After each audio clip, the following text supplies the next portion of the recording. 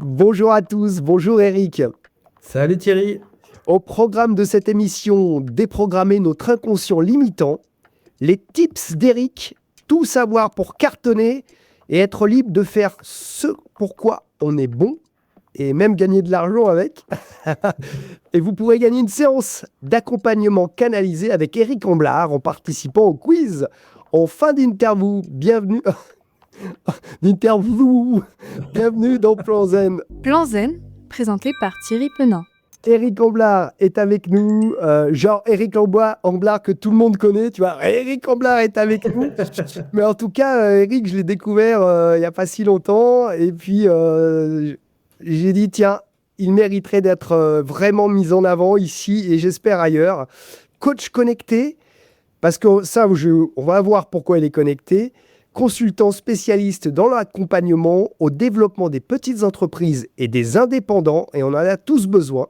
Tu travailles depuis plus de 17 ans avec des particuliers et des entrepreneurs sur des problématiques personnelles et professionnelles, blocage, croyances limitantes, zone d'ombre. Il fait tout péter. Sa méthode, le coaching profond de l'être, qui explore notre conscient et surtout notre inconscient. C'est une approche, comme on le voit dans tes commentaires, on en lira quelques-uns tout à l'heure, une approche à 360 degrés. Alors, c'est quoi la déprogrammation de notre inconscient limitant et comment tu fais ? Alors déjà, ce qui est intéressant, c'est de savoir pourquoi j'y suis arrivé. C'est-à-dire qu'en fait, au départ, quand j'accompagnais les gens, que ce soit en coaching ou en conseil, je me suis rendu compte que on pouvait travailler sur la motivation, on pouvait travailler sur des plans d'action, et il y avait toujours quelque part des freins, comme s'il y avait un élastique invisible qui tirait les gens à l'opposé de là où ils voulaient aller. Et en fait, je me suis rendu compte qu'il y avait des blocages inconscients. Voilà. Comment je m'en suis rendu compte ? Tout simplement en faisant aussi moins de travail sur moi et en m'en rendant compte qu'en faisant évoluer en travaillant dessus, ça donne beaucoup d'accélération. Voilà. Et en fait, le fait de pouvoir travailler sur ces blocages inconscients, ça permet de libérer la part qui bloque dans cet espace-là et d'être plus à l'aise pour atteindre ses objectifs, pour être bien dans ses baskets. Voilà. Et aussi, le fait de débloquer inconsciemment, ça permet d'aller chercher des ressources qu'on a en nous qui ne sont pas accessibles quand on a ces blocages. Alors là, on comprend tout à fait la psychologie du coaching, qu'on connaît bien. Mais quand même, tu as un petit truc en plus, si j'ai envie de dire. C'est pour ça que je disais coach coach qui canalise. Il y a quand même une partie de toi qui est un petit peu insondable, spirituelle, qui est un petit peu, j'irai pas jusqu'à médium, mais d'ailleurs, tu as ton papa qui est un être très particulier, je ne sais pas si tu veux en parler, mais tu viens quand même d'une lignée de guérisseurs peut-être. Oui, on peut dire ça comme ça, effectivement. Tout à fait. Alors, c'est ça qui fait ton coaching, parce que tu l'as fait pendant des années avec des entreprises, avec des particuliers, mais le coaching, on va dire, lambda, tu es certifié d'ailleurs, hein, Bien tu sûr. as appliqué. Et d'ailleurs, tu m'as dit, en fait, à un moment donné, quand ça a commencé à vraiment marcher, c'est quand j'ai un peu mis de côté les techniques du coaching qu'on m'avait appris. Exactement. Effectivement, comme j'ai un parcours avec des études, on va dire des grandes études entre guillemets, j'ai ce mauvais travers de l'étiquette et puis des techniques. Et en fait, j'en avais oublié aussi cette dimension transmise, qui est celle de l'écoute, qui est celle de l'intérieur, qui est celle du sensible, de l'invisible, et qui en fait permet d'accéder à des informations beaucoup plus fines et pertinentes que la technique seule. Et en fait, je suis revenu un peu en arrière. Alors, la technique, je l'utilise, mais elle est très éclairée par mes ressentis, par mon intuition, par tout ce que je peux capter de la personne. C'est-à-dire qu'en fait, je sens les gens. Et en fait, souvent, je capte très rapidement où est le problème. Et après, effectivement, l'idée, c'est comment on y va, comment on accompagne les gens pour que ça se fasse dans les bonnes conditions, avec bienveillance, dans le bon tempo, parce que parfois, il faut un peu de temps. On ne peut pas lâcher tout comme ça du jour au lendemain. Il y a des gens avec qui ça peut aller vite et des gens avec qui ça prend... Voilà. Et donc, j'ai une particularité, pour le dire un petit peu différemment. Je le dis, c'est une vulgarisation, mais c'est comme si je parlais à l'inconscient de la personne et qu'elle me dise « Ok, là, on peut y aller, là, on n'y va pas. Là, elle est en train de te faire de la flûte. » Voilà. Et c'est vrai que ça m'aide énormément parce que ça vient compléter, en fait, les informations verbales et non verbales que la personne m'envoie. Ouais, il y a la partie intellect d'un coach avec son coaché. Oui, Et puis, en fait, il y a autre chose qui se passe, qui se joue entre les deux, entre toi et la personne, qui va chercher quelque chose qui n'est pas technique, qui n'est pas dans le verbal, qui n'est pas forcément exprimé. Et d'ailleurs, tu m'as dit, on a pris un pot ensemble, tu m'as dit, mais en fait, des fois, j'ai des messages qui viennent un peu ouais, de je sais pas où, hein, de je sais pas qui, de je sais pas quoi. Et parfois, j'ai pas envie de leur dire parce que j'ai peur que ça fasse trop, ça bouscule trop. oui, bien sûr. Mais là-haut, on me dit, si, il faut absolument lui dire ça, alors que Exact. toi, tu l'aurais jamais dit de toi-même, quoi. Et inversement, parfois, tu as envie de dire quelque chose et quelque part, il y a quelque chose qui te bloque en disant, non, ça, en gros, il n'est pas prêt. Oui, Laisse tomber, ça va plus le déstabiliser qu'autre chose. exactement. C'est vrai, c'est vrai. Et c'est rigolo parce que les gens sont pas forcément conscients quand je fais une séance de tout ce qui se passe à l'intérieur de moi et de ces allers-retours qui sont bien entendu dans la bienveillance, le fait que j'aime profondément les gens et que j'ai très envie de pouvoir les aider à être mieux dans leur basket. Voilà. Mais c'est vrai qu'il y a une notion de responsabilité qui fait que voilà, je dois sentir effectivement ce qu'ils sont capables de s'approprier et ce qu'ils ne sont pas capables de s'approprier pour le moment. Voilà. Et on ne sait pas tout des gens, de leur parcours de vie, pour ceux qui croient au karma, au transgénérationnel. Donc, une personne, c'est complexe. C'est un être unique, mais qui, en fait, est issu d'une complexité de lignées qui fait que ça serait très présomptueux de penser que on a tout compris juste parce qu'elle nous a un peu raconté sa vie. Qu'est-ce qui nous influence pour toi dans notre vie? Qu'est-ce qui Alors, fait qu'on est nous et qu'on a peut-être des blocages, qu'on a peut-être des croyances pour toi? Alors, très honnêtement, alors bien entendu, notre parcours de vie, bon, ça c'est un peu l'approche un peu simple de départ. Dès la première séance, et ça c'est quelque chose que j'ai intégré et c'est un élément technique que j'ai créé, parce que je ne l'avais pas eu dans mon cursus, dès la première séance, il y a un petit travail que je fais faire aux gens sur le papa et maman. Parce qu'on se construit dans un foyer avec voilà, avec un papa et une maman. Alors effectivement, bon, sauf cas très précis où il peut y avoir deux papas et deux mamans, mais bon, en général, c'est un papa et Ou une un maman. seul papa ou une seule Ou maman. un seul papa ou du monoparental, effectivement. Et donc, du coup, ça va énormément conditionner la manière dont la personne va se positionner dans la vie, parce que c'est là qu'elle fait ses constructions sociales, ses constructions relationnelles, ses constructions affectives. Et du coup, là, c'est une matrice de départ qui est puissante, voilà, et qui va effectivement orienter des choses, parfois pas forcément dans la même direction que la nature presque, je dirais, sensible de la personne, c'est-à-dire son âme, ce qu'elle est profondément. Et du coup, ça peut créer des interférences, ça peut créer des biais. Voilà, et c'est souvent de là que viennent les petits grands écarts. D'accord. Par exemple, un petit écart ou un grand écart. Oh ben, un cas, je vais te prendre un cas, allez, le premier cas qui me vient, hein.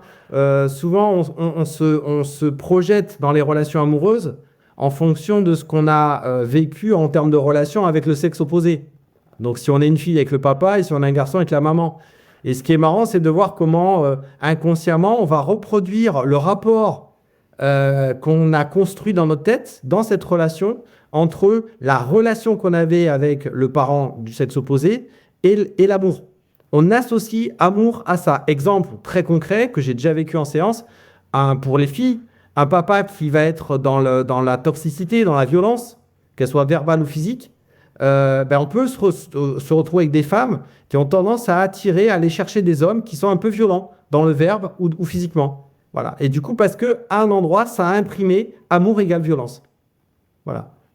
Voilà. Et parce que c'est la première expérience d'amour, donc elle ancre quelque chose chez nous. Et c'est pour ça qu'on voit des gens qui petit à petit vont prendre conscience de cela et au fur et à mesure, espérons pour eux, vont arriver vers des relations plus saines Oui, parce qu'ils ont compris d'où ça venait. exactement. Et c'est vrai que parfois, on va se lamenter parce que la vie nous amène telle ou telle situation ou telle et telle relation. Et les personnes qui arrivent à faire ce chemin, en général, elles ont fait un parcours aussi sur elles. Elles se rendent compte que c'est quelque part, ces messages qu'envoie la vie, c'est aussi des indications sur leur propre vibration, sur leur propre construction, et ça vient les interpeller. Après, elles peuvent se positionner avec un oui ou avec un non, mais à partir du moment où elles ont compris ce qui est en train de se jouer, qu'elles le verbalisent et qu'elles posent des actes, parce qu'il faut aller jusqu'au bout, hein, penser, parole, action, bah en général, le cycle, il est bouclé. La vie, entre guillemets, a compris qu'on avait compris, qu'on s'est positionné et on passe à autre chose. Et donc, au-delà des parents, maman, papa, voilà, on a bien compris avec ton exemple, quoi d'autre nous influence? Alors justement, tu vois, en général, ça, c'est la première couche, c'est-à-dire pour moi, en termes d'enquêteur, comme si j'étais un enquêteur policier, tu vois, du NCIS. D'ailleurs, c'est ce que tu fais avec tes consultants, hein, c'est que tu dis que tu mènes une enquête. C'est ça, c'est ça. Alors pour eux, il n'y a pas de, comment dirais-je, il y a pas de problématique, voilà, de jugement. Non, c'est effectivement pour les aider à comprendre les choses. Le premier niveau, c'est leur parcours de vie. Le deuxième niveau, c'est les parents. Et après, quand à un moment donné, ça coince, malgré tout ce travail-là, qu'il y a encore des choses qui coincent et qu'on sent qu'il y a une pesanteur, c'est vrai que l'expérience m'a montré, parce que je cherchais des solutions, que ça peut venir d'éléments transgénérationnels.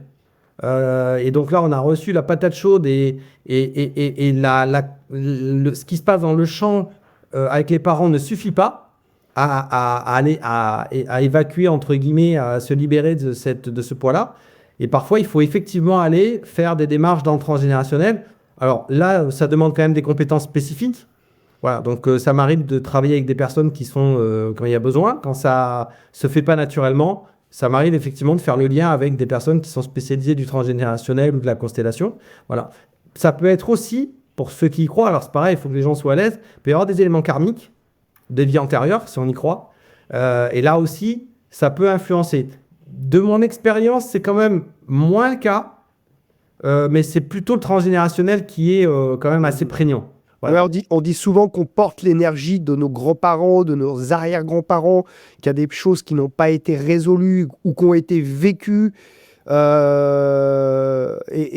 qu'on porte cette énergie-là, hein, qu'elle soit positive ou négative, ou qu'il y ait eu... je sais pas si dans les générations d'avant, il y a eu des trahisons, bah, on a peur de la trahison, donc on va peut-être pas vouloir mettre en place quelque chose, parce qu'on va peut-être se faire spoiler, trahir ou autre. Enfin, chacun verra son truc. En fait, est-ce que d'ailleurs nos peurs sont liées justement à notre expérience, nos parents, notre transgénérationnel, et comment toi tu fais du coup pour libérer tout ça? Enfin, comment est-ce que... Alors, tu as plein de méthodes, bien sûr. On l'a bien compris que c'est ton métier depuis toujours. Mais est-ce qu'on peut résumer comment tu fais pour déconnecter, Alors, vriller le truc? J'ai une image toute simple, parce que c'est quand même pas, c'est pas toujours la même chose. Mais il y a quand même une tendance. C'est-à-dire que je prends souvent l'image d'un arbre, par exemple, qui est blessé. Par exemple, on lui met un coup de cutter. Qu'est-ce qui va se passer? C'est qu'il va développer ce qu'on appelle en biologie végétale un cal de prolifération. C'est-à-dire qu'il va faire une espèce de boule pour protéger la blessure. Voilà. Et en fait, c'est un peu ce qui se passe au niveau de l'être humain. C'est-à-dire qu'au niveau du corps émotionnel, quand il y a eu un impact émotionnel, alors, en général, quand il est de son vivant, mais ça peut venir aussi du transgénérationnel, si tu veux, ça crée un cal comme ça de prolifération, comme une boule émotionnelle. Le problème de cette boule émotionnelle qui vise comment dirais-je, à éviter les souffrances qui sont liées à cet impact, et cette boule, elle pousse sur les tissus émotionnels. Et donc, elle crée de la compression. Et comme elle crée de la compression, elle crée de la tension. Et en fonction de la construction de la personne, cette tension va s'exprimer émotionnellement avec telle ou telle émotion. Pour certains, ça va être la colère. Pour d'autres, ça va être la peur. Pour d'autres, ça va être la tristesse. Alors, pourquoi telle ou telle émotion? Ça va être lié à la nature de la blessure. Si c'est une blessure, par exemple, qui parle du territoire, qui est territorial, où il y a eu, comment dirais-je, intrusion dans le périmètre, on va être sur de la colère. Parce que la colère, c'est l'émotion du périmètre, du territoire. Si on est sur quelque chose qui relève plutôt des cycles, de quelque chose qu'on doit évacuer, là, on va être sur la tristesse. Oui. Et les peurs, c'est encore autre chose. Voilà. Donc, chaque émotion va donner une indication sur l'origine de l'impact. J'avais noté effectivement, tu dis que la tristesse, c'est synonyme de la fin d'un cycle. Oui. Alors, c'est pas forcément une mauvaise chose finalement, quand on est blasé, quand on est un peu nonchalant, qu'on est un peu dans la procrastination, peut-être que faut qu'on passe à autre chose, c'est ça que tu veux dire? Alors, ça dépend. Alors oui, parfois, si on s'enferme dans quelque chose dans le passé et qu'on a tendance à être en boucle sur le passé, oui, c'est important de retrouver l'énergie du présent pour effectivement pas être enfermé dans cette énergie-là. En général, c'est qu'on a aussi quelque chose à comprendre. Si on est enfermé, c'est peut-être qu'il y a une porte qui est ouverte et qu'on ne sait pas comment la fermer parce qu'on sent qu'il y a des choses à comprendre avant de la fermer. Voilà, donc ça peut être cet aspect-là. Et puis après, ce qui se passe aussi, plutôt pour... Alors, ça, c'est pour les profils qui ont tendance à se laisser un peu embarquer par les énergies du passé. Et tu as des gens aussi qui, eux, se laissent un peu trop embarquer par l'énergie du futur, le speed, qui veulent aller vite et tout. Et ils peuvent avoir des moments un peu de down comme ça. Et là, c'est plutôt leur inconscient qui leur dit, là, tu as besoin de faire ton deuil, mon ami, ou tu as besoin de prendre le temps de comprendre des choses pour justement passer à un autre cycle, à un autre mode de fonctionnement qui va être plus confortable et moins dans le comment dirais-je, à la force du poignet. D'accord. Ah, ouais, c'est bien. Ah, oui, c'est bien de. Oui. Parce que Chaque chose en son temps, finalement. C'est ça. exactement. Et selon le profil de la personne, ça peut être des thématiques qui sont diamétralement opposées. C'est pour ça que c'est pas une vie forcément simple. Et il faut arriver à comprendre quelle est la construction de la personne et qu'est-ce qui est en jeu dans l'expression émotionnelle qu'elle ressent ou qu'elle vit. Alors, on parlait des peurs. Qu'est-ce qu'on peut faire contre nos peurs du nouveau? Alors, j'entends du nouveau. On espère d'un meilleur nouveau, mais tu sais, des fois, on a peur d'y aller. On a peur. On dit, il y a la peur de l'échec, mais il y a la peur de la réussite. Mais c'est la peur d'avancer, quoi, d'essayer des nouveaux trucs. Alors ça, je pense que c'est très humain parce que c'est l'inconnu derrière. Voilà. Et puis aussi, c'est dans le futur, puisqu'on parle du futur en fait. Ouais. En fait, on projette aussi beaucoup de choses du passé. Alors, de notre passé, parce on se fait des raccourcis. Tu sais, notre mental, il est très fort pour faire des raccourcis. C'est-à-dire qu'on a vécu une situation qu'on va considérer comme similaire. Et on va dire, puisque j'ai vécu ça, je vais avoir la même conséquence. Pas forcément. C'est vrai. Moi, je donne souvent l'exemple de l'escalier en colimaçon. Quand tu montes un escalier en colimaçon, tu passes à la verticale de là où tu étais un tour ou deux tours avant. Donc, tu peux avoir l'impression de ne pas avancer, mais en fait, tu as monté. C'est juste que tu es à la verticale. Voilà, donc c'est l'image qui est intéressante. Et puis après, c'est aussi, cette peur-là, elle peut aussi... Alors, il y a plein d'aspects qui peuvent expliquer tout ça, mais disons que souvent, c'est lié à la confiance en soi. C'est-à-dire, et notamment à la confiance dans ses capacités, qui est un des piliers de l'estime de soi. Il y a plusieurs volets dans l'estime de soi. C'est un package. Et il y a un des packages pour les personnes qui ont du mal à passer à l'acte, c'est souvent qu'ils ont des problèmes d'estime de soi dans le sens de leur capacité à faire. Voilà. Et donc là, on peut travailler sur justement la conscientisation qu'en fait, dans leur vie, elles font pas mal de choses et elles le font relativement bien et que du coup, il n'y a pas de raison que ça se passe mal. Voilà. Il y a les histoires de mémoire aussi, effectivement. Les vieux démons là, de « Ah là là, je me suis cassé la lunette quand j'avais 4 ans et du coup, j'ai plus trop envie de remonter sur le vélo. » Voilà. Donc, il y a plusieurs aspects qui peuvent parler de ça. Et le dernier qui est le plus important, je l'ai gardé pour la fin, c'est que le seul temps qui est opératique, c'est le présent. La seule chose qu'on peut changer, qui amène du changement, c'est le présent.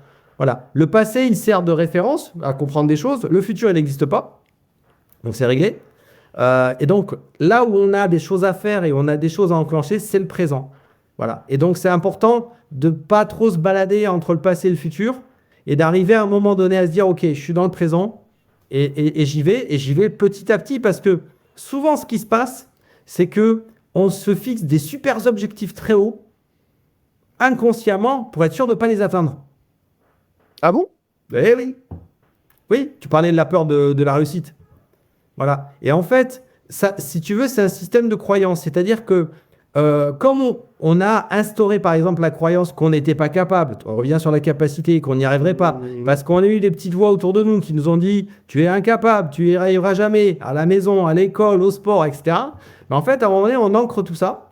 Voilà. Et en fait, ce qui se passe, c'est qu'il y a une partie de nous qui est motivée pour y aller, qui a envie de réussir. Donc, c'est celle-là qui va mettre en mouvement et tout ça. Et puis, il y a l'autre partie derrière qui dit « attends, il va se casser la gueule. » Tu vois, c'est un peu les commentateurs sportifs, tu vois. Il y en a toujours un qui dit il va y arriver, il va faire la reprise de volée, puis on va marquer. Et l'autre qui dit bah non, ça fait 3 matchs qui fait que de la merde, on va pas y arriver. Tu vois, c'est un peu ça. Il y a un peu les deux commentateurs avec les casques là derrière. Voilà. Et du coup, il y a cet aspect-là des petites voix et d'arriver. Donc, souvent, on se fixe des objectifs très hauts parce que quelque part, inconsciemment, en se fixant des objectifs très hauts, si on se gamait, on pourrait dire, voilà, je suis une merde. Je confirme. Je confirme la croyance que, voilà. Alors, on peut faire sur les petits objectifs, oui. tu vois, ce que j'appelle le pas japonais, eh ben, on y va petit à petit, on se rassure parce qu'on y est arrivé. Et donc après, on fait le pas d'après. Et après, on fait le pas d'après. Et ça d'ailleurs, tu l'incarnes, hein, parce que j'ai vu comment on a préparé cette émission. Tu m'as envoyé des dizaines de documents. On a eu des échanges à n'en plus finir. C'est-à-dire que, et pourtant, tu as ta vie, tu as des activités à côté, mais c'est-à-dire que tu as dit, tiens, là, on se fait une interview, j'y vais à fond, c'est le moment présent, c'est ce qui se passe. Enfin, j'ai bien sûr toutes mes consultations à côté, mais là, je me donne pleinement dans ce truc-là, puisqu'il est là, c'est le maintenant. C'est ça. Et en fait, c'est très important. Quand on le fait, on le fait. Et on le fait à fond et on le fait bien, on le fait avec le plaisir, on le fait avec l'énergie qu'on a décidé de mettre. Il y a la notion de préparation. Moi, j'ai une règle de base, c'est que je prépare toujours mes rendez-vous. Quand, par exemple, j'ai un coaching, même si j'ai eu 7 séances avant, des fois, il y a des coachings qui sont plus ou moins longs, je relis mes 7 comptes rendus. Parce que je me réimprègne de ces comptes rendus. Tu sais, j'ai l'exemple d'une cliente que j'accompagne qui avait une problématique avec son bras droit. C'est une chef d'entreprise.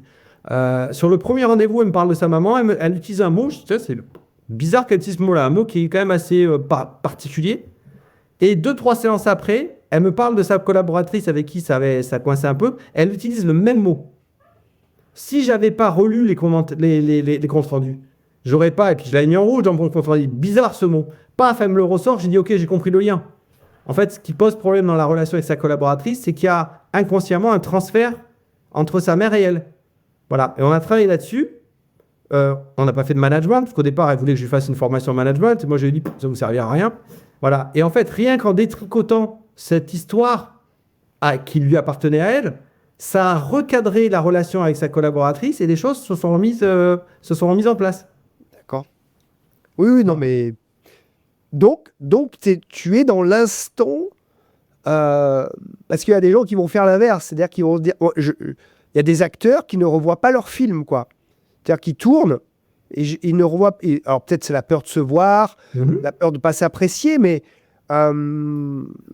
dans ta façon de procéder, c'est que tu es à 120%, c'est-à-dire qu'il y a un début, une fin, un milieu, mais chaque chose est prise en compte et honorée, en fait, pour aller à fond dans le truc que l'on fait, quoi. C'est ça, c'est tout à fait ça. Et en fait, je dirais en l'incarnant vraiment, avec sincérité, avec motivation, avec passion, c'est important aussi de faire ce qu'on aime quand on peut. En fait, ce qui est intéressant, c'est que dans le moment présent, à ce moment-là, on vit avec toutes les dimensions qu'on a besoin d'aller chercher pour pouvoir vivre ce moment-là au mieux. Toutes les ressources qu'on a, qu'elles soient émotionnelles, qu'elles soient inconscientes, qu'elles soient intellectuelles, voilà. Mais on ne va pas forcément tout utiliser au même moment. Et c'est là où le lâcher-prise est important. C'est parce que ce qui est important aussi, c'est de ne pas être que dans la technique et le mental, et de savoir aussi, dans le moment présent, écouter ce qu'il y a à se vivre dans le moment présent. Moi, quand je fais des séances de coaching, je relis les comptes rendus, je me mets dans un certain état d'esprit, donc je me nourris de ce qui s'est passé. Par contre, à partir du moment, par exemple, c'est une visio où, hop, la caméra s'allume, on commence à discuter avec la personne que j'accompagne, je suis dans le moment avec elle.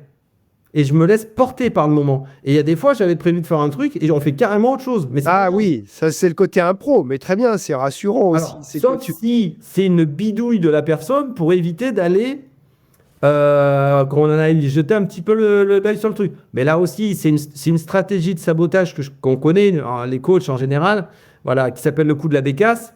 Alors pourquoi ça s'appelle le coup de la bécasse? C'est que la bécasse, qui est un animal qu'on chasse dans les campagnes, elle a son terrier qui est au sol, et ses petits au sol. Et quand elle a quelqu'un qui s'approche pour éviter que la personne aille vers ses petits, elle va aller à l'opposé et elle va faire beaucoup de bruit. Et en fait, on l'appelle comme ça parce que parfois, inconsciemment, on va aller faire du bruit ou on va désaxer la discussion, l'échange ou même nos actes pour éviter d'aller au bon endroit, là où il y a des enjeux. Voilà. Donc, ça peut arriver, mais ça, il faut le détecter. Par contre, si on est sur la bonne ligne et que je sens qu'on est sur la bonne ligne, je me laisse porter. Alors, il y a un truc que tu as dit il y a quelques minutes.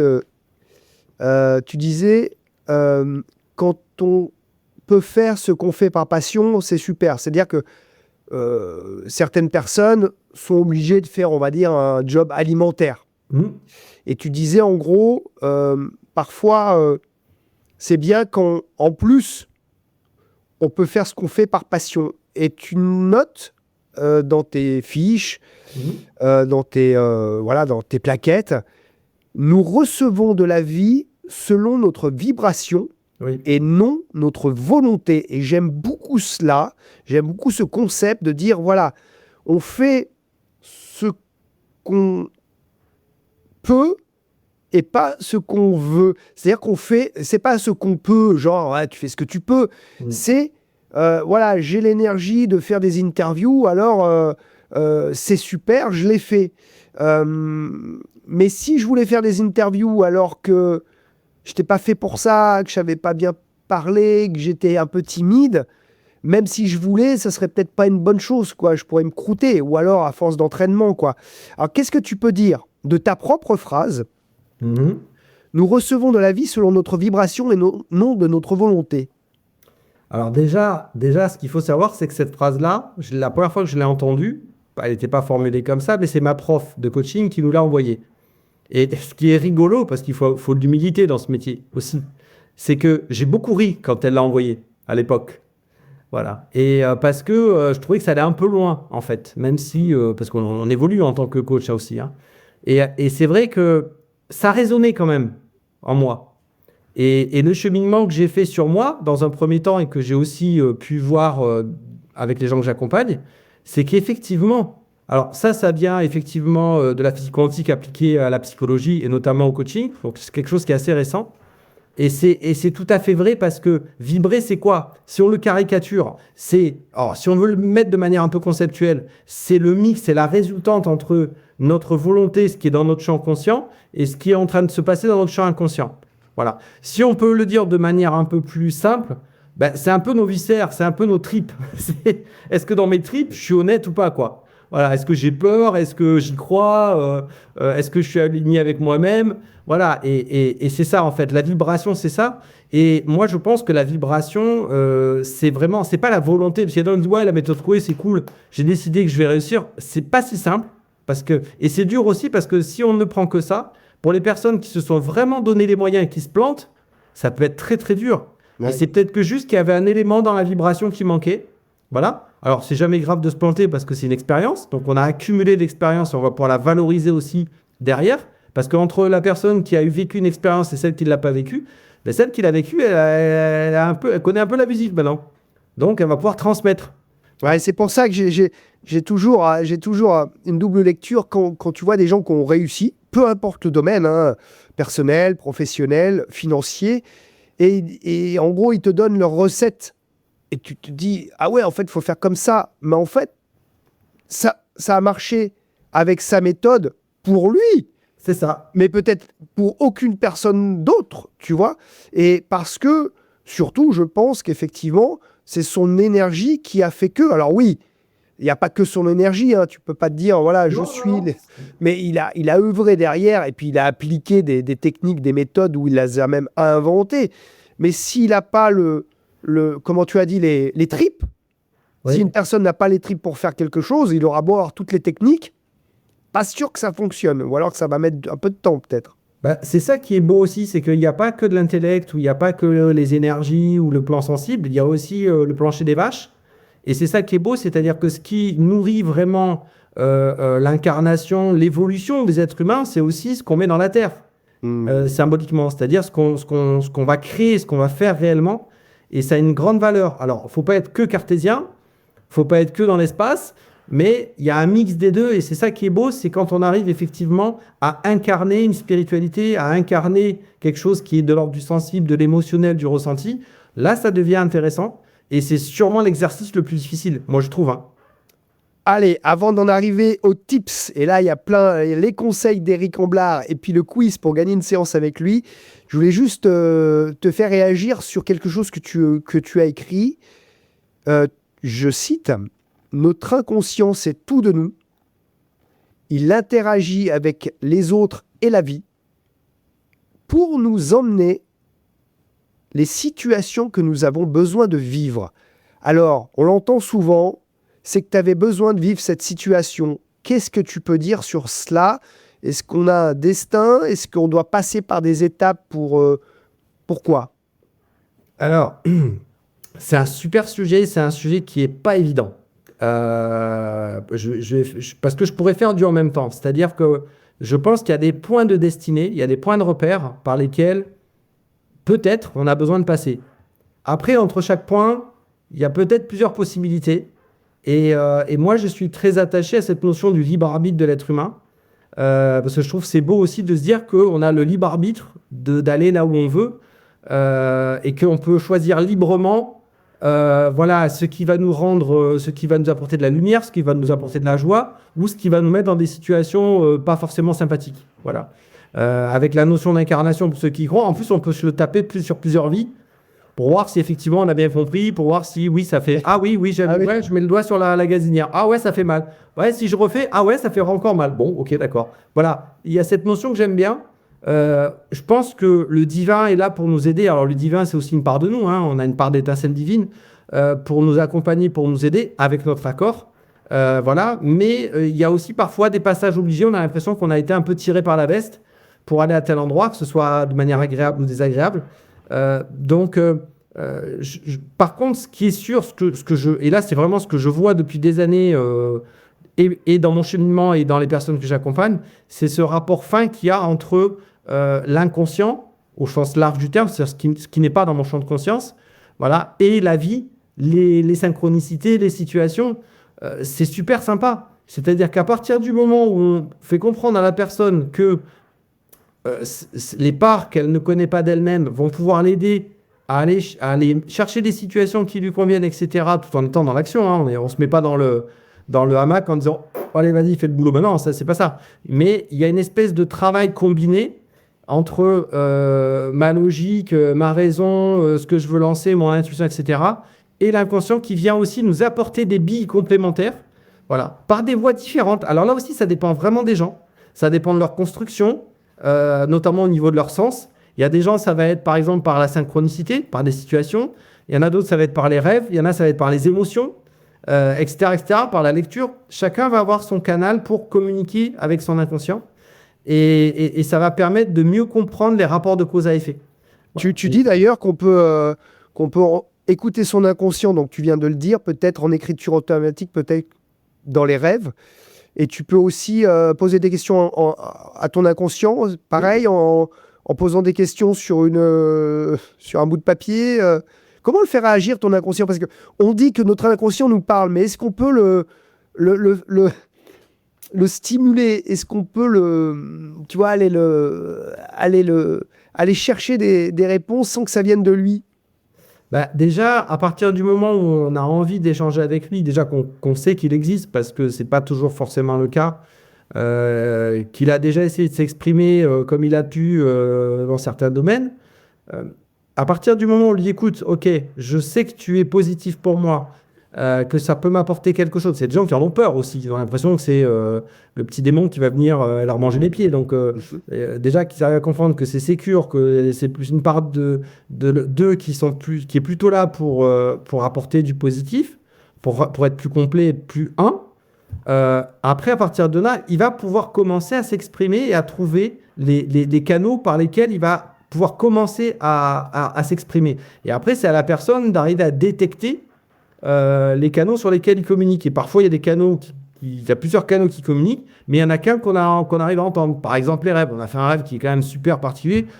Voici là, c'est quand même gros, il y a un truc. Voilà. Et quand on peut interpréter ou essayer d'interpréter un petit peu les rêves, on va se rendre compte que les pistes, elles sont assez cohérentes avec ce que la personne, elle vit. C'est un outil que tu utilises, ça Ça peut arriver. Alors, je ne suis pas spécialiste du rêve, mais disons que l'intérêt dans mon métier, c'est d'apporter des éclairages aux gens. Et c'est leur propre structure, c'est leur propre réflexion, c'est leurs propres ressources qui vont permettre d'aller se l'approprier, d'aller s'approprier les différentes options et de dire là ça me parle à fond. Voilà. Je suis pas là pour dire ça c'est bien, ça c'est pas bien, Oui. une interprétation. Faut que ça fasse sens pour la personne, en fait. Exactement. Moi, je suis juste là pour mettre des 4 par 3. Et après, il y en a plusieurs et la personne, elle va dire, ah, tiens, ça me plaît pas mal, ça. Ok. Allez. Non, mais ça compte énormément. C'est vrai que des fois, c'est notre intuition. C'est-à-dire que grâce à des gens comme toi, on peut décortiquer. Hein, voilà. Et puis après, quand on a décortiqué, on prend ce qui nous plaît, quoi. Voilà. Si je mange une crevette et ce qui me plaît, c'est la chair, vaut mieux que je mange la chair que la coquille, quoi. Après, c'est ce qui me fait.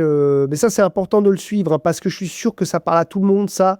Je suis sûr qu'on regrette tous à un moment donné de ne pas avoir fait quelque chose parce qu'on nous a déconseillé de le faire, ou qu'on a fait quelque chose alors qu'on ne voulait pas le faire, mais qu'on a dit mais si, vas-y. Et puis, c'est bien aussi d'avoir notre. Alors, on l'a tous, peut-être notre libre arbitre, mais d'utiliser des gens comme toi pour essayer de mettre tout à plat.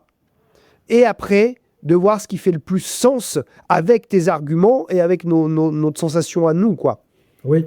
Et ce qui est intéressant aussi, c'est que la période, elle est propice à cet exercice. Pourquoi ? Parce qu'en fait, on est dans un environnement où il y a de surcommunication. On reçoit énormément d'informations sur plein de plans différents. Certaines peuvent être très agréables, certaines peuvent être un peu intrusives, d'autres peuvent être angoissantes. Et en fait, dans ce brouhaha complet, il y a des gens, ils sont complètement perdus, ils ne savent plus comment naviguer. Et justement, l'intérêt de ce travail de cheminement sur soi et de un peu mieux comprendre comment on fonctionne, c'est que ça permet de se reconnecter à sa boussole intérieure. Quoi qu'il arrive, qu'il y ait la tempête ou que ce soit le grand ciel bleu ou ça, on est avec sa barque et on sait où on va. Et on est capable de ressentir la bonne direction. On est capable par moments aussi d'analyser la bonne direction parce que le mental, il a aussi son rôle. Hein, voilà. L'important, c'est ce que je dis souvent aux gens, c'est que le mental, c'est un peu comme le général des armées. Il a son rôle, mais il ne doit pas être assis sur le trône. À partir du moment où on laisse le mental s'asseoir sur le trône, c'est là où ça commence à être problématique. Parce que le mental, il est limité dans son champ de vision et d'expertise. Voilà. Si on prend la caricature du général des armées, il va être un peu parano, il va avoir toujours l'impression qu'il y a une tentative de la faire à l'envers, etc., etc. Il a peur qu'on souffre, donc il veut protéger. Voilà. Si on revient à qui on est profondément, le prince, la princesse, le roi ou la reine, là on est sur quelque chose de beaucoup plus large et on a plus de leviers pour piloter sa vie, dont le mental, dont on a besoin quand on a besoin de logique, quand on a besoin de rigueur, quand on a besoin d'analytique. Voilà. Et parfois, il y a un conflit entre le mental et notre intuition. Ah oui. Et là, il faut faire des choix. Et c'est pas toujours évident parce que l'intuition, elle peut être biaisée aussi. Alors ça, je sais pas pour mettre un peu les nœuds dans la tête des gens, mais c'est-à-dire que l'intuition est biaisée si elle a été détournée par notre mental dans la partie du mental qui n'est pas consciente. Parce que le mental, il y a une partie qui est dans notre inconscient. C'est ça. Alors, attends, là, tu as perdu tout le monde. Enfin, au moins, moi, tu m'as perdu. Peut-être tout le monde a compris. Mettez-nous dans les commentaires si vous venez de comprendre ce qu'il vient de dire. Est-ce que tu peux me la refaire en couleur ? Je mets la couleur. Ouais, je vais te le dire un peu différemment. En fait, si tu veux, on a un système comme une matrice, si tu veux, un tissu à l'intérieur de nous. Et quand l'intuition arrive, si elle est déviée par ce tissu, qui est notre tissu de construction, en fait, par exemple, je dis n'importe quoi, tu as la lumière blanche qui t'est arrivée, elle est diffractée, tu te retrouves avec du rouge. Et toi, tu vas dire, bah ouais, c'est rouge. Non, c'est diffracté. Voilà. Donc, c'est là où ça demande un petit travail sur soi et là, ça demande une habitude de sentir quand une intuition, elle est connotée, elle a été interprétée, il y a quelque chose qui a été un peu dévié à l'intérieur de nous, qui peut être par des peurs, par des croyances, etc. Ou est-ce qu'elle est arrivée pile, voilà, de notre cœur, poum, on le sent, poum, poum, et on se dit, ouais, c'est là. Et c'est vrai que, alors quand c'est vraiment fort, quand il y a des gens qui ont des révélations, des intuitions puissantes, en général, là, il n'y a pas trop de questions à se poser. Mais par contre, des fois, c'est plus subtil. Et donc là, il faut arriver à discerner, mot très important dans le cheminement personnel, il faut arriver à être dans le discernement. Cette information que j'ai reçue, comment je vais l'utiliser. Tu parlais de vidéos tout à l'heure pour la vie entre le passé, le présent et le futur. Je vais te raconter un petit truc qui est assez marrant, que j'utilise pour moi, mais ça peut aider les gens. Je fonctionne beaucoup. Moi, le visuel est très important chez moi. Et j'utilise l'analyse d'une situation comme quand tu fais du dérochage, tu sais, quand tu as tourné plusieurs vidéos et tu repasses les bonnes vidéos pour les analyser. Bah, des fois, par exemple, je vais avoir, je sais pas moi, un mouvement émotionnel et je me dis, tiens, pourquoi je ressens ça? Et je vais repasser la bande de à quel moment cette émotion, elle a pointé son nez. Et je vais repasser la bande de ce qui se passait, qui était là, qui a dit quoi, et je la repasse doucement, image par image. Alors c'est un peu, il faut arriver à le vivre à l'intérieur, et à un moment donné, je vais tomber sur, tiens, lui, il a dit ça, et c'est quand il a dit ça, clac, là, je ressens que ça se recoince. Et du coup, ça me permet de dire, tiens, il a dit ça. C'est ça qui m'a touché, donc ça parle de moi. Voilà. Et du coup, ça me permet de toucher du doigt l'information que j'avais besoin de comprendre via mon émotionnel. C'est intéressant ce que tu dis. Moi, je faisais un truc tout bête. Je vérifie. Tu sais, quand tu te fais mal en marchant, par exemple, tu es dans le métro, il y a des escaliers ou même en rando ou peu importe, et tu te fais mal. Tu sais, c'est un faux mouvement, puis Ouais. tu te casses pas une jambe, mais bon, tu douilles. Et ben, à chaque fois, je remontais en arrière, je fais, mais qu'est-ce qui s'est passé pour que il n'y avait pas de danger, il n'y avait pas d'embûche, escalier simple, chemin simple, tu vois. Bah, en fait, je me rendais compte qu'à ce moment-là, j'étais dans mon mental, j'étais en train de penser à autre chose. Exact. Donc, ça, c'est un petit peu différent par rapport à toi, parce que là, tu vas chercher qu'est-ce qui te fait réagir émotionnellement, mais de temps en temps, de revenir en arrière pour voir pourquoi on a une réaction émotionnelle où on se blesse, bah parce que soit dans mon cas, bah, tu n'étais pas présent à ta marche ou à ton escalier, donc bah, voilà, les jambes, elles font ce qu'elles peuvent, quoi. Elles sont en roue libre, et c'est pas mal aussi de voir, bah tiens, il y a un truc qui m'a... Oh! Et je reviens un petit peu en arrière pour voir en quoi ça parle de moi aussi, parce que on dit toujours que les gens sont un miroir pour nous faire, voilà, nous faire voir ce qui nous... Alors, soit la personne, elle fait un truc et ça nous titille parce qu'on aurait envie de faire comme elle, mais on n'en est pas capable, ou on en a peur, ou on voudrait. Soit elle nous blesse et peut-être ça fait remonter quelque chose, une expérience qui a été blessante pour nous il y a 2 ans, 20 ans, 30 ans, ou dans une autre vie. Et ça fait remonter une émotion. Exact. De toute façon, tout ce qui nous fait réagir, en positif ou en négatif, nous parle de nous. En fait. C'est-à-dire que l'autre, parce que si l'autre te dit un truc qui ne te touche pas, si tu regardes dans les relations que tu as avec les gens, tu peux te retrouver avec quelqu'un qui te dit un truc où l'environnement va te dire waouh, t'as dit ça, ça va, ça t'a pas énervé? Bah non, non, ça m'a plutôt fait rire, j'ai trouvé ça rigolo, c'était un peu maladroit, mais bon. Ouais, c'est que t'es en paix avec ça, quoi, en fait. Voilà, c'est qu'en fait, le sujet, il t'a en paix. Par contre, si la personne dit un truc qui est parfois même suggéré, voire même toi, tu l'as interprété, et que là, ça t'a mis en PLS, bah, c'est qu'effectivement, c'est venu toucher quelque part à l'intérieur une partie qui est fragile, qui est blessée, et donc c'est un cadeau. Là, Oui, c'est un cadeau. ça a le mérite d'avoir une information sur quelque chose sur lequel il faut travailler, finalement. Voilà, et puis c'est pas la faute de l'autre. C'est-à-dire qu'on n'est pas dans une logique de jugement, on est dans une logique de je suis responsable de la manière dont j'ai reçu l'information. Ça, c'est très important. L'autre, il dit ce qu'il veut, il est libre de le dire, avec ou pas une intention négative, mais le plus important, c'est comment moi je reçois l'information. Allez, on va passer aux tips avec Eric. Les tips. Alors, je te donne, c'est tes tips, hein. C'est écrit, c'est sur tes fiches. Il y en a 6. À chaque fois que je t'en donne un, tu as le droit à une phrase pour le développer. Ok, D'accord? allez. Attention, numéro 1, le tips numéro 1, on le connaît tous quasiment, mais peut-être qu'avec Eric, on va le voir d'une autre façon. Pratiquer le positivisme. Pratiquer le positivisme. Alors, qu'est-ce qu'on peut dire en une phrase sur pratiquer? Tu sais que là, c'est un exercice difficile pour moi. Ah bah pour toi, je sais, je te coach là, tu vois, je te coach sur la capacité à synthétiser. Pratiquer le positivisme.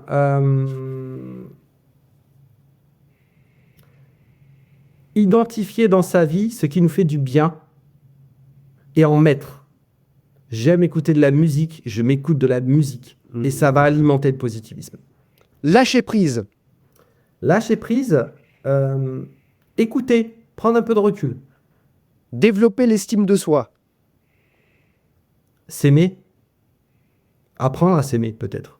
Ah, ça, vous avez vu? Et plus ça va, plus il fait court. T'as vu? Je suis un super coach en synthétisation. Bravo. Tu tes prix. Développer la régulation émotionnelle. Alors, ça passe Tu peux développer peut-être. Ouais, non, c'est assez simple. Ça revient à ce qu'on disait, c'est-à-dire que les émotions sont des vecteurs de communication, sont des outils que va utiliser notre inconscient en fonction de certaines situations. Donc, la meilleure manière de réguler, c'est déjà d'accueillir l'émotion. C'est-à-dire de l'accueillir positivement, de « Ok, elle est là, voilà », et essayer de comprendre ce qu'il y a derrière. Après, il y a quand même des exercices concrets qui permettent de faciliter dans une situation où on est stressé, où on est tendu.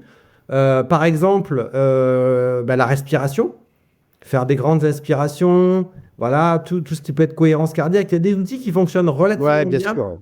Voilà, et qui peuvent permettre de gagner du temps. En tout cas, c'est ne pas se faire balader par ses émotions, quoi. C'est-à-dire que, Oui, et ne pas être contre non plus, c'est-à-dire ne pas considérer que ce sont des ennemis.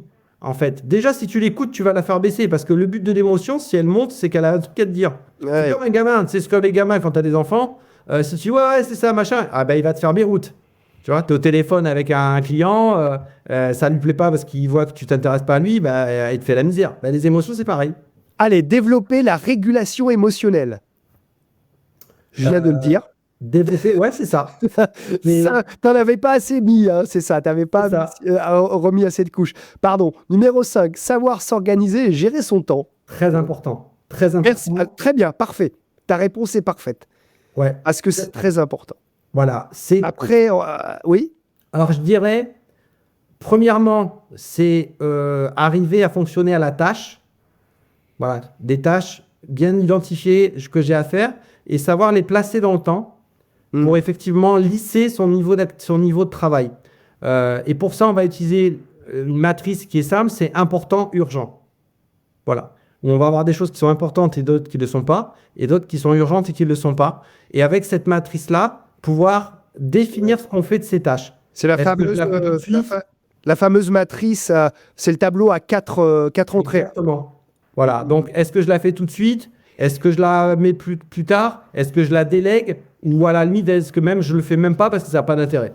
Alors, en dernier, savoir communiquer de façon authentique et non violente. Très important. Dans une relation, les trois, il y a moi, l'autre et la relation. Voilà. Et donc, on respecte l'autre, il y a bienveillance entre les deux personnes. Par contre, ce qui est intéressant, c'est de se concentrer sur ce qui se passe dans la relation. Voilà. Et en fait, l'idée, c'est quoi ? C'est quand j'ai quelque chose à verbaliser, je le verbalise avec le « je ». Donc, j'assume le fait que je ressens ça, j'ai perçu ça. Voilà. Parce que le « tu », c'est accusateur. C'est le « tu » qui tue. Hein. Voilà. Pareil pour l'autre. Quand l'autre me parle, c'est sa position. Il a le droit de la verbaliser et moi, je l'accueille. Voilà. Et c'est ça. Et c'est la bienveillance pour la personne. Et après, c'est le contenu qu'on a le droit d'analyser, d'éclairer, voilà, de manière objective et factuelle. Sinon, on risque de tomber en analyse transactionnelle dans le schéma soit enfant, soit parent. Et on est en réaction. Voilà. Non, c'est bien du coup. Est-ce que si je résume comme ça te va que si j'ai quelque chose à dire, je dois l'exprimer parce que ça va me faire du bien de le dire et ça va donner une information à l'autre, mais qu'en même temps, l'autre qui reçoit, donc si c'est moi qui reçois, c'est pareil, tu me dis quelque chose, que tu m'exprimes, il ne faut pas non plus que je le prenne pour moi parce que comme tu disais tout à l'heure, parfois, comme je prends les choses, ça ne me concerne que moi, quoi. Oui, disons que... Et puis, quand tu agresses quelqu'un, forcément, dans la forme, t'as pas très envie d'écouter. Si la forme, elle est agréable, tu vas déjà un peu plus écouter. C'est-à-dire qu'on entend le bruit, on écoute le bruit. Je veux dire, moi, je fais souvent l'image, je leur dis, comment parler à votre chien ? Votre chien, il comprend pas les mots. Donc, en fait, ce qu'il va entendre, c'est le ton, c'est l'intonation. Oui, c'est voilà. Donc, si vous avez une intonation négative avec un contenu positif, il va entendre le négatif. Allez, avant de faire gagner une séance avec Eric, parce que je suis sûr que du coup, il y a des gens qui doivent se dire j'aimerais bien quand même. Coach connecté, consultant spécialiste dans l'accompagnement au développement des petites entreprises et les indépendants. Les indépendants de plus en plus viennent vers toi. Je lis 3 témoignages avant le quiz. J'ai été reçu par Monsieur Amblard. Monsieur, quand même. J'ai donné une autre orientation à ma vie. Il possède des qualités extraordinaires. Alors, les qualités, visiblement, on est d'accord, mais quand même, j'ai donné une autre orientation à ma vie. Elle paraît bête, cette phrase, mais elle est puissante, quoi. Tu vois, quelqu'un change d'orientation, quoi. J'ai beaucoup aimé ce témoignage. Ils sont sur ton site internet. Il y en a un autre, c'est tu cibles très bien les solutions et surtout les outils qu'il faut mettre en place. C'est Jérôme. Parce que voilà, faire des diagnostics, c'est bien. Avoir des outils pour avancer, c'est encore mieux. Et enfin, Eric m'a poussé à me dépasser, à développer mes potentialités et m'a donné l'envie de relever des défis. Ça, c'est Lynn. On parlait de positivisme tout à l'heure, donc on le ressent aussi dans les témoignages. Il y en a bien sûr bien d'autres. Est-ce qu'il y a un témoignage ou une expérience que tu as vécue qui t'a fait vraiment « waouh, je suis content de faire ce que je fais ». Alors déjà, toutes les séances, je kiffe. Il y a un côté très égoïste. J'aime beaucoup ça. Est-ce qu'il y a un témoignage qui vraiment... Tu parles dans les 3 que tu m'as cités? Non, là, en général. C'est-à-dire, est-ce qu'il y a un moment où tu te dis, là, c'est lunaire, là, c'est paranormal, quoi. Ce que soit en résultat, soit quelqu'un qui te fait un retour, tu as changé sa vie. Je pense à justement une indépendante qui était en mix, c'est-à-dire qu'elle avait encore un mi-temps dans son boulot et puis elle était en train de développer ses affaires. Voilà, et qui avait une problématique de montée en puissance au niveau de son activité, et notamment qui était consciente que ses prix étaient trop bas. Alors, c'est dans le domaine du bien-être, souvent dans le domaine du bien-être, on est tellement empathique qu'on n'a pas envie de charger, entre guillemets, de manière, les clients. Donc, on a du mal à positionner le bon prix. C'est pas un exercice facile. Voilà. Et c'est vrai qu'elle en était consciente, mais ça faisait des mois qu'elle n'arrivait pas à... Voilà. Et on a fait une séance, c'est la première qu'on ait faite. On est allé toucher quelque chose qui datait de l'enfance. Sur la séance, alors je précise pour les gens qui écoutent, parce que des fois, quand elle parle de moi, les gens ont l'impression qu'ils vont faire une séance avec moi et que ça va être Alléluia. Non, il faut rester humble. Ça arrive, mais ça n'arrive pas à tout le monde. Je préfère être complètement humble par rapport à ça. Et c'est vrai que ça a été une révélation pour elle. Et 2 jours après, elle m'a envoyé un WhatsApp en me disant « Écoute, Eric, Monsieur Amblard, je pense qu'à l'époque, elle m'appelait Monsieur Amblard. Monsieur Amblard, ça y est, j'ai repris mes tarifs. Pom, pom, pom, j'ai refait ma grille tarifaire. J'ai tout mis au bon niveau. » Voilà. Et derrière, elle a fait son site internet. Et derrière, elle a déroulé. Et en fait, j'étais bluffé parce que je me suis dit « Waouh. Waouh. » Voilà. Oui, et pour autant, il n'y a rien de magique, mais le résultat derrière l'a propulsé à se mettre en action, quoi, finalement. Oui, c'est ça. C'est-à-dire que tu ne travailles pas... c'est pas toi qui fais le boulot, enfin si, en partie.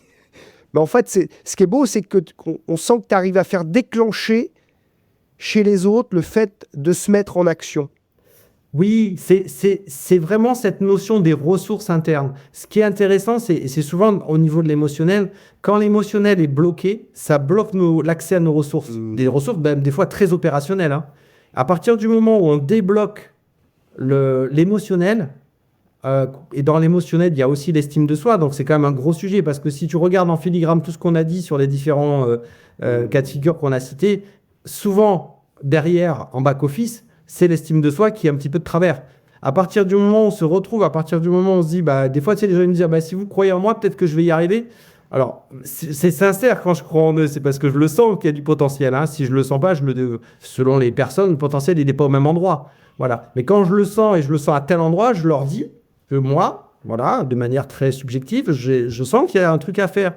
Voilà. Et c'est vrai qu'à partir du moment où l'estime de soi est là et qu'on a un peu débloqué les peurs, l'émotionnel et qui sont moins envahis, ou alors des fois, s'ils ont une évidence, le fait d'avoir débloqué, poum, derrière, 2-3 jours après, il y a une évidence qui monte et ils se disent, ouais, ça y est, c'est bon, j'ai compris, poum. Voilà. Et c'est ça qui est super intéressant. Et c'est vrai que, comme tu le sais, j'ai une coach avec qui je travaille aux Antilles, parce que j'ai une activité toujours là-bas, et on partage ce truc-là de dire, ce qu'il y a de plus beau, c'est d'aider la personne à se connecter à ses ressources. Et après, on regarde la personne déployer ses ressources. Et c'est juste magnifique. Et on fait une part du boulot, mais c'est surtout elle qui fait son boulot. Le coach, si tu veux, pour moi, j'ai une vision, une image. C'est que moi, pour traverser mon pont à moi, il faut que je fasse traverser le pont aux autres. Voilà. Mais c'est la personne avec ses petits pieds qui traverse son pont. Moi, je l'aide juste à avoir confiance et à l'aider à se dire, ouais, je peux y arriver. C'est tout. Allez, c'est l'heure du quiz. Spiri Quiz. Alors, pour toi, Eric, l'amour de soi, c'est se porter de l'attention et de l'affection. Mhm. L'amour de soi, c'est croire en ses capacités ou c'est amour, gloire et beauté. C'est se porter de l'attention. Et de l'affection. J'ai bien aimé que tu aies mis de l'affection aussi. Oui, oui, c'est important. Oui, La c'est- confiance en soi. La confiance en soi, c'est avoir le sens de l'action, croire en ses capacités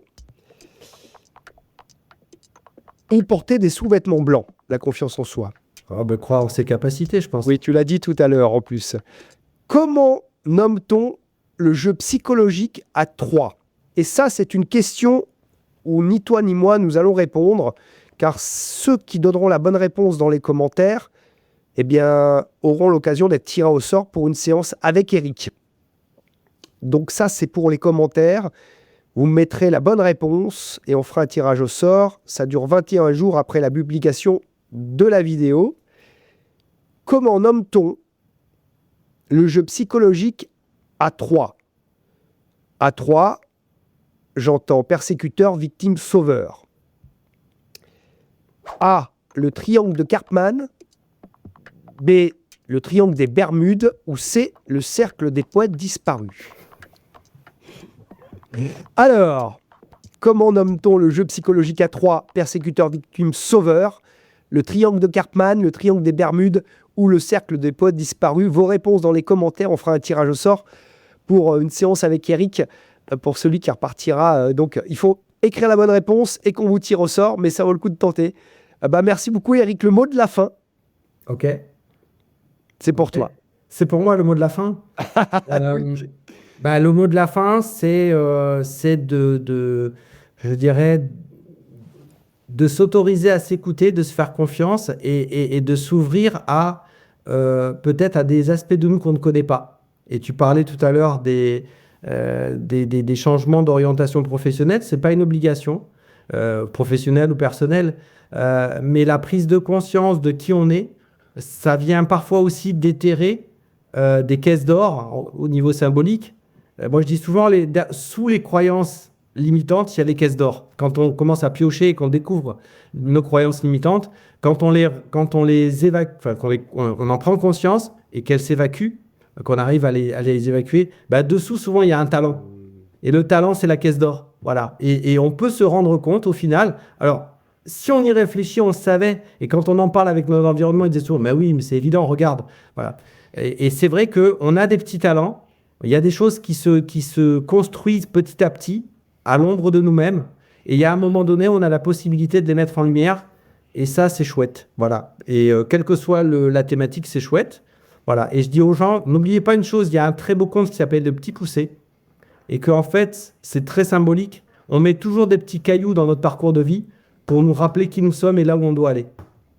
J'en dis pas plus. Merci beaucoup Eric. Merci à tous.